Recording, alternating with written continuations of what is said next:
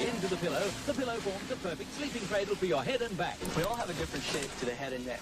By sleeping on a pillow I'm that back. fits perfectly to your shape, you relieve stress on muscles. You're terrible, Muriel.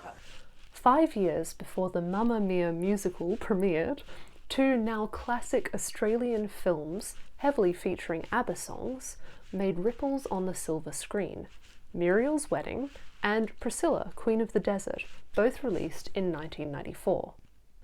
If you're young or not Australian or you actively avoid bell-bottom trousers, you might not have seen these films. But I'd argue you should really check them out, Muriel's Wedding especially. Muriel's Wedding turns 30 this month, and its feminism, its commentary on marriages, and its focus on chosen families made it special when it was released and still makes it unusual today. While Mamma Mia revolves in large part around creating a perfect wedding, I want the perfect wedding, and I want my father to give me away. Look at my baby, your whole life ahead of it. Muriel's Wedding questions marriage culture altogether. I'm a bride! I'm supposed to be euphoric. And makes some bold statements about what a sham marriage actually is, as well as the power in choosing your own family and yourself. So I'm going to argue for why Muriel's Wedding is actually the best ABBA musical out there, and why you should watch it even if you don't enjoy ABBA songs, because it might just improve your life. We're also going to explore what this film, as well as Priscilla, Queen of the Desert, tell us about Australian musicals and culture, including in contrast with American musicals and culture. And we'll also discuss how ABBA features in these films and to what effect, and how these two Australian films actually helped rehabilitate ABBA during a time when the band was considered seriously uncool. So what are Muriel's Wedding and Priscilla, Queen of the Desert about, and why should you care? Quick warning, there will be some spoilers here, and Muriel's Wedding also has some dark themes involving suicide and marriage breakdown. Let's start with Muriel. Muriel's Wedding is about a young, socially awkward woman named Muriel Heslop who desperately wants to reinvent herself and show the small-minded people in her backwater hometown, people who often bully her, that she isn't nothing and she isn't useless. She dreams of having a glamorous wedding and of all the social approval that would come with it. Luckily, she is befriended by a fiery fellow misfit named Rhonda, who helps her stand up to her bullies and move to Sydney to start a new life. However, Muriel remains tragicomically fixated on having a fairy tale wedding, to the point that she enters into a sham marriage with a South African swimmer seeking Australian citizenship in exchange for $10,000. Muriel is a bit of a disaster, and this film is pretty comedic with plenty of glorious one-liners, but it's also poignant and often very dark. After getting married, and kind of ditching her friend Rhonda in the process, Muriel is confronted by how a lot of the marriages around her are also shams in a way. They're not really loving or kind or truly aspirational. What makes this film great is that in a world of comedy dramas about people getting married, it chooses to be a film that champions friendship and choosing your own family. Muriel's friendship with Rhonda is the film's driving force, and it is ultimately this friendship that enables both of them to leave their close-minded community and embark on lives that won't be measured by marriage-related social status. Indeed, something striking about this film is how it critiques marriage as an institution. A lot of the marriages presented in this film are miserable and fake in some way. Muriel's father treats his wife and children horribly, forever taking out his emotions on them, to the point that Muriel's long-suffering mother actually takes her own life. Muriel's peers, meanwhile, are interlocked in frenemy dynamics that involve infidelity and sleeping with one another's husbands. It's not exactly an aspirational happily ever after. Husbands overall are of dubious quality in this film, lacking both loyalty and self-awareness, and they're certainly not presented as the gold ticket to a woman's sense of personal stability or happiness. What's bold about this is not simply that the film questions marriage and implies that a picture-perfect wedding day can sometimes be empty and fake and driven more by a desire for social capital than by love. Rather, the film also critiques the culture that encourages staying silent inside a marriage and enduring cruelty and lovelessness simply for the sake of being and staying married. When Muriel chooses to leave her marriage, she is choosing to aspire for something better than being married for the sake of being married. Within her community in suburban Australia in the 90s, that's a radical move. And taking that leap into the unknown is still terrifying and radical for a lot of people in 2024, and understandably so. Something also striking and bold about this film is the alternative that it offers. It doesn't just say, leave your marriage, love is a trap, etc. Not at all. Muriel isn't embittered and doesn't give up her quest for romantic love. Rather, at the end of the film, she actually chooses to pursue and cherish the most meaningful and loving relationship in her life, which is actually her friendship with Rhonda. Rhonda, by this point, has had to return to their kind of awful hometown of Porpoise Spit because she struggled to live by herself in Sydney while also being wheelchair-bound. Muriel goes to Rhonda's mother's house to bring her friend back to Sydney with her, retrieving her from a stifling scene in which Rhonda is suffering a social call from her frenemies. This scene directly mirrors an earlier scene in the film where Rhonda saves Muriel from these exact same persecutors. Forget about knights in shining armour. While it's very much portrayed as a straight friendship, I think it's also fair to say that the greatest romance of this film is between Muriel and Rhonda, and that's beautiful. So in short, Muriel's Wedding is a powerful film that offers an alternative vision for how to live a good life, emphasising friendships and chosen family. It warns of the dangers of doing anything purely for image or status, and takes the radical step of portraying a good friendship as being far more valuable than a bad or mediocre marriage. And one bonus point on this note, one of the loveliest, happiest, most wedding dance-esque scenes in the film doesn't take place at any of the film's weddings, but instead involves Muriel and Rhonda dancing joyfully to ABBA while decked out in head-to-toe white. A queer reading of this scene could read it almost as a consummation of their friendship. So, leaving happy heterosexual marriages aside, the film asks, would you rather be miserable but beautiful in a wedding dress? I'm married! I'm beautiful!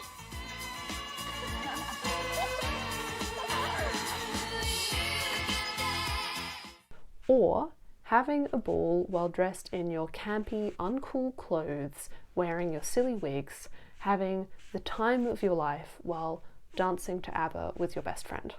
Bizarrely enough, Muriel's Wedding wasn't the only camp film featuring ABBA songs released in Australia in 1994. Priscilla, Queen of the Desert, is a film about 3 drag queens from Sydney who go on a road trip across the desert to perform in a gig in Central Australia in Alice Springs.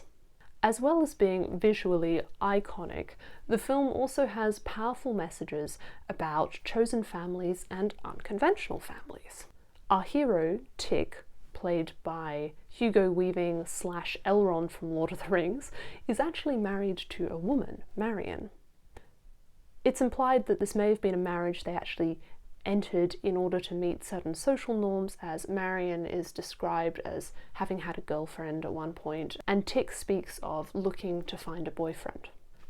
But what's really beautiful about this relationship between Tick and Marion is that while it's totally unconventional, they clearly have an immense amount of love and respect for one another, and they show a lot of support for one another. Marion is raising their son, and he's happy, he's well adjusted, and he's completely unfazed by his parents' homosexual relationships. In fact, importantly, this unconventional or queer family is actually the healthiest and happiest family portrayed in the film, despite being completely out of step with heteronormative 90s Australian culture. By contrast, Bernadette, the second of the drag queen trio, is estranged from her family as a trans woman, and the third member of the drag queen trio, Adam, had an uncle who tried to sexually abuse him when he was a child. So a bit like Muriel's wedding, Priscilla really stands out for how it positively portrays alternatives to the glossy, heteronormative, happy family image that was widely perceived as the ideal in that era. And, barring the scenes with a mail-order bride, which feel pretty dated, this film is a lot of fun and is a deserving classic. Watching Muriel and Priscilla in quick succession made me wonder what these films tell us about Australian musicals and culture, in particular in contrast with American musicals and culture. My hypothesis, and feel free to disagree, is that plenty of stories in both Australia and America feature underdog protagonists, David versus Goliath type stories, whether it's Alexander Hamilton climbing the ranks in Hamilton, or the young Meryl Streep replacement in Mamma Mia 2, who's on a bit of a hero's journey. Australians also love an underdog hero. What I do wonder, however, is whether Australians potentially have more affection for weird, misfit, or loser, though I don't like that word, loser protagonists than Americans. Obviously, this is a generalization, but when I think of classic all-American comedies or musicals, like the Pitch Perfect franchise, for example, or Legally Blonde, I feel like winning or being a winner by the end or having had some kind of glow-up is quite important in these stories. Maybe it's partly a result of Australia's cultural cringe or our tall poppy syndrome, but I feel like part of the reason Muriel and Priscilla are considered such classics is precisely because they are not saccharine and the heroes are not polished. The heroes are still kind of outcasts by the end, but they're okay with this. They find personal victories and a sense of fulfillment, but social approval and winning in the eyes of others and being recognised in some big way is not the end goal in their stories. And if it were, if these heroes received a medal or an awards ceremony or a big white wedding at the end, I don't think people in Australia would necessarily respond to the films better or love them more. I would argue, and again, yes, massive generalisation, that perhaps Australians prefer protagonists who remain a little bit down to earth and who are kind of relatable enough that one can still gently and affectionately make fun of them a bit or rib them a little or laugh along with them. My speculation is that maybe Australians aren't quite as into heroes who are big winners and almost untouchably godlike. And actually I would say I think you can even see this tendency in our politics, where there seems to be more trust given to ordinary politicians or politicians who connect with ordinary people and who are not perceived as lofty. Kind of like former Prime Minister Bob Hawke, for example, who was famously informal and mate-like and very irreverent. I tell you what, any boss who sacks anyone for not turning up to die is a bum. And is now basically revered by a large number of Australians. Anyway, these are generalizations and I'm not an expert, but speaking purely from my own observations, I wonder whether there is something to this hypothesis, and I'd be interested in what you think as well.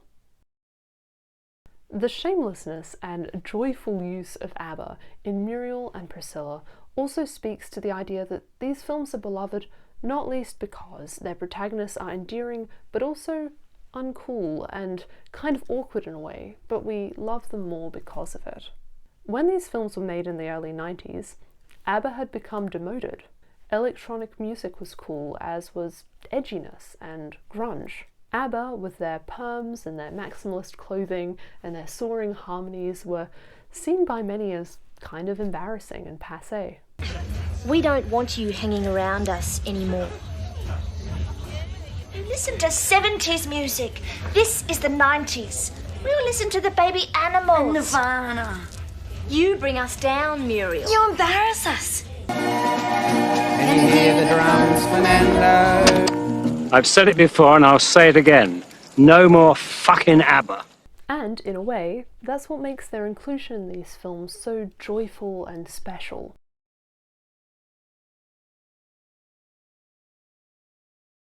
Both Priscilla and Muriel end with ABBA songs. In Priscilla, we go from the slight cringe of "not more effing ABBA" to unadulterated joy and complete lack of shame about loving whatever one loves, whether it is one's identity as a drag queen or one's obsession with ABBA. Similarly, in Muriel's Wedding, ABBA's music is not merely background music, but actually plays a powerful role in telling the story. A famous quote from Muriel's Wedding is at one point when she says to Rhonda, mid-film, "How can you stand this? You push me around in this chair, you cook for me, you even help me dress. I hate it."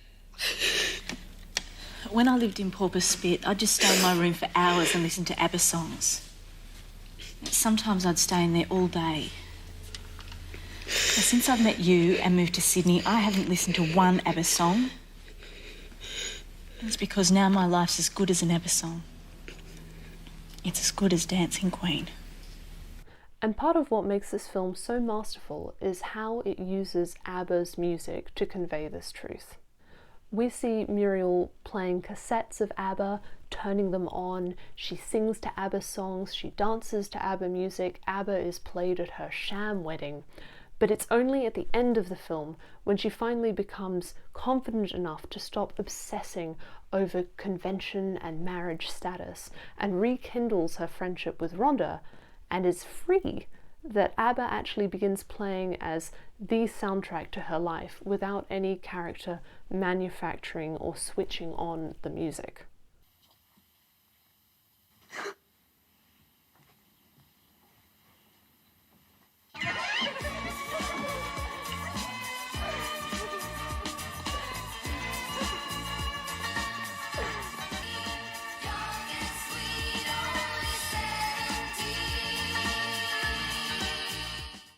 It's a really understated and beautiful ending to the film, and it's a large part of why so many people find the film's ending to be very artistic and powerful and moving.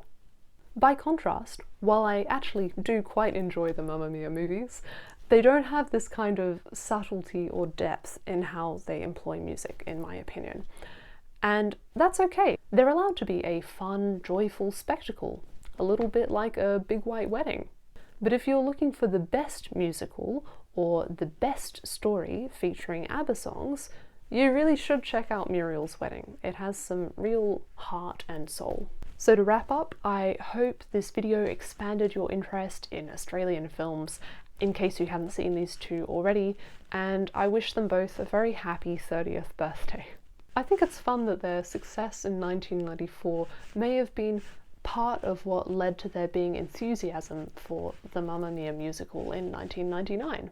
Muriel's Wedding and Priscilla, Queen of the Desert are also extremely warm and funny, and they're also relevant, I think, and uplifting in a time when more and more people are questioning whether they want heteronormative picket fence families and futures, and are trying to imagine other realities and consider what their chosen families might look like. Muriel's Wedding would probably also be quite empowering for people who are in the process of realizing that they're perhaps in toxic relationships and deserve better. So I really recommend checking both films out. And in conclusion, thank you for spending time with me during this slightly more upbeat, feel-good video. I hope you got something out of it, and may you all find friends who have your backs and who would drive across the desert for you and who inspire you to dream of a better life.